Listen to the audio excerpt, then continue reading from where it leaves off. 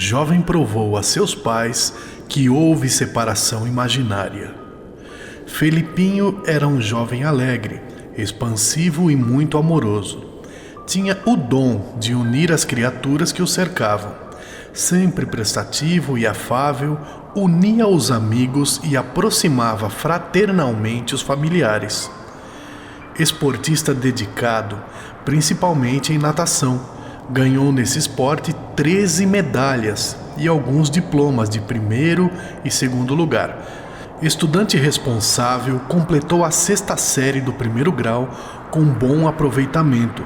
Um garotão com esta bela personalidade, ao regressar à pátria verdadeira, teria de deixar, como realmente aconteceu, uma saudade imensa nos corações de seus entes queridos.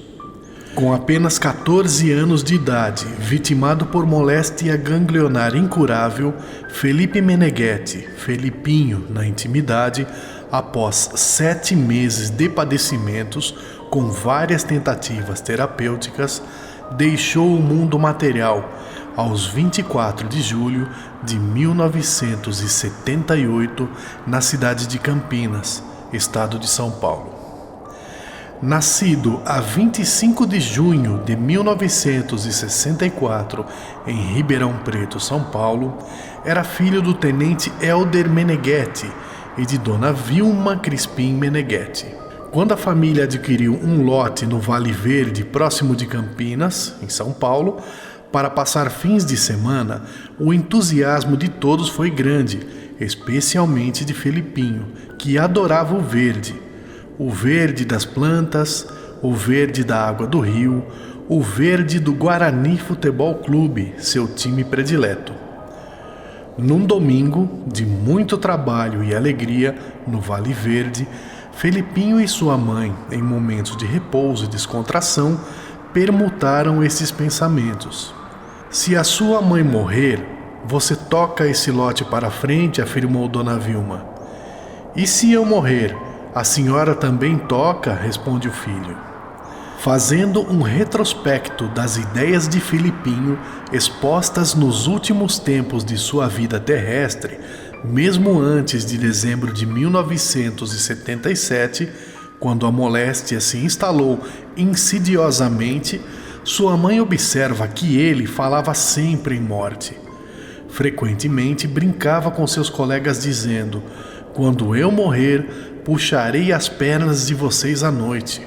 Ou, quando seus pais negavam-lhe alguma coisa, mesmo coisas corriqueiras, ele gostava de dizer: depois vão levar flores no túmulo para mim." Parece que ele vinha sendo preparado espiritualmente para a grande viagem, o que explica essas ideias inabituais, premonitórias, para um jovem tão saudável e amante da vida. Sabemos que todos nós, por exemplo, durante o sono físico, podemos receber ensinamentos e avisos preciosos que se registram no subconsciente, preparando o nosso coração para os imprevistos que nos aguardam. Diálogos inesperados. Profundamente abalados com a perda do filho querido, seus pais, embora católicos orientados por amigos, procuraram consolo e esclarecimento na doutrina espírita.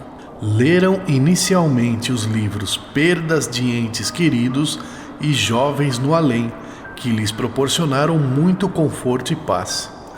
7 meses após a desencarnação do filho, Dona Vilma começou a frequentar mensalmente as reuniões públicas do Grupo Espírita da Prece em Uberaba, onde trabalhava Chico Xavier.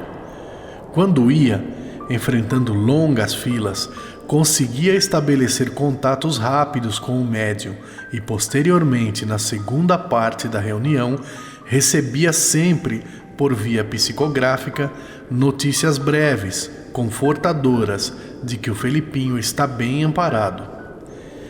Em princípios de maio de 1979, numa reunião de sexta-feira, Chico surpreendeu Dona Vilma ao atendê-la na fila com a pergunta: "Quem é Ana?" Ela recordou-se de pronto de sua avó, falecida há mais de 10 anos. Dona Ana Franco com certeza estava presente à reunião. Na visita mensal de Dona Vilma aos trabalhos de Uberaba, no dia 15 de junho de 1979, em novo encontro com Chico, estabeleceram um interessante diálogo. "Quem é Mariquinha?" perguntou o médium. "Não sei." "Procure verificar. Ela diz que é tia." "E quem é Ursulina?" "É a mãe do meu marido, já falecida. Estas duas senhoras estão aqui dizendo que o Felipe está bem." O diálogo encerrou-se aqui. O médium continuou a atender a pessoa seguinte que o aguardava na fila, e Dona Vilma meditava. Daí a pouco recordou-se de sua amiga Mariquinha, desencarnada no início do ano de 1978. Ela não pertencia à família, mas Felipinho a chamava carinhosamente de tia, só mesmo sob forte emoção para esquecer a grande amiga. Na segunda parte dos trabalhos, em noite alta, Dona Vilma teve a grande felicidade de receber uma carta do inesquecível filho, confirmando um sonho nítido que tivera dias antes, quando viu um médium psicografando notícias de Felipinho para ela. A carta, pelo correio mediúnico, trouxe à família um novo alento, novas esperanças e a certeza da imortalidade da alma e na comunicabilidade dos espíritos. Com provas indiscutíveis, com revelações totalmente desconhecidas do médium, o filho inesquecível mostrou aos seus carinhosos pais que continua vivo, participando sempre da vida familiar, provando que houve, com a sua morte física, apenas uma separação imaginária. Hoje, os pais de Felipinho são espíritas convictos, dedicados ao estudo doutrinário e operosos no campo existencial. O melhor lugar para o nosso reencontro, o bem ao próximo. Carta psicografada. Querida mãezinha Vilma, abençoe-me. Quase um ano. Separação imaginária. Digo isso porque, se o corpo acabou se desmoronando à maneira de uma gaiola destrambelhada, isso não me alterou de forma alguma.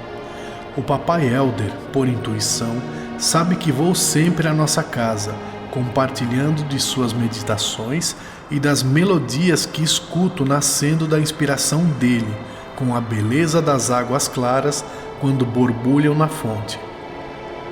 Mãezinha, estou grato por haverem procurado o melhor lugar para nosso reencontro, o bem ao próximo. Ensinem ao nosso querido Fernando esse mesmo caminho que nos reúne para a viagem na direção de Jesus. Não preciso contar-lhes que sofri muita falta de casa. Apesar daquelas minhas ideias de que o corpo estava pifando, no íntimo nutria o desejo de regressar ao nosso convívio. A doença, pouco a pouco, me estragou as peças da embalagem que me retinha na terra física, mas, por dentro de mim mesmo, estava o anseio de retorno aos braços dos meus. Quando o grande sono apareceu para mim, tive a ideia de que sonhava com a morte, e foi a morte mesmo que me pilotava. Acordei não sei como, depois de haver repousado, ignorando por quanto tempo, e as lágrimas vieram a marcar a minha nova situação. Entretanto, em meio de tanta gente estranha, descobri duas mães que me acolheram carinhosamente. A vovó Ana e a vovó Ursulina me podaram o medo, e o Jair presente, a quem a senhora e o papai recorreram, de princípio, em meu favor, tem sido para mim um outro irmão mais experiente que não me deixou continuar bancando o bebê chorão.